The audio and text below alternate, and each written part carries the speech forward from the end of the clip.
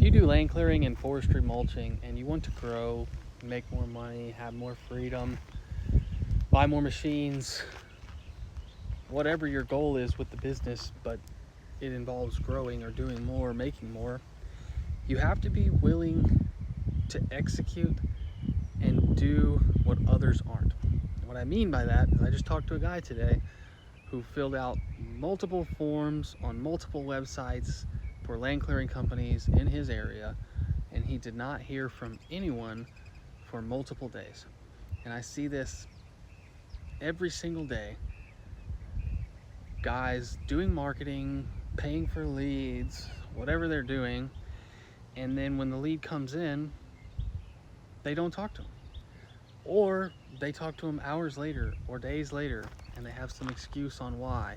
Or they try to call him once, or they try to text him once and it doesn't go through.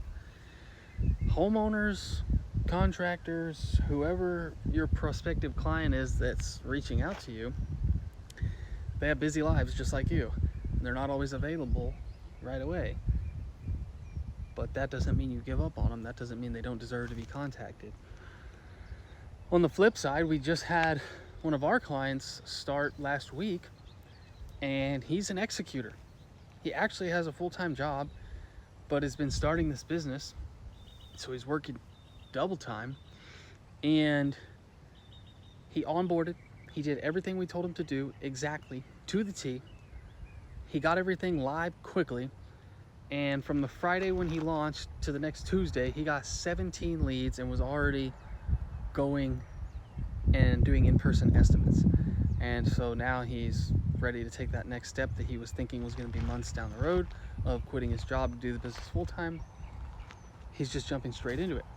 And this has been my experience through all of the programs, agencies, contractors, anything that I've courses, anything that I've been a part of where there's people who are successful and they're telling you what works and what to do. If you just execute on it, do the thing like you're supposed to, it works. And it's like so simple but so hard to convince people sometimes who are set in their ways or think things should be, one way or another. And I continually have these conversations with people who aren't as busy as they want to be, aren't making as much money as they want to be. And then when you look into it, they're not working leads the way they're supposed to. They're not calling people. They're texting them prices. They're not qualifying. They're not educating. They're just texting out prices to people. And you can't close jobs that way. And you have to execute. You have to prioritize. Somebody said it really well.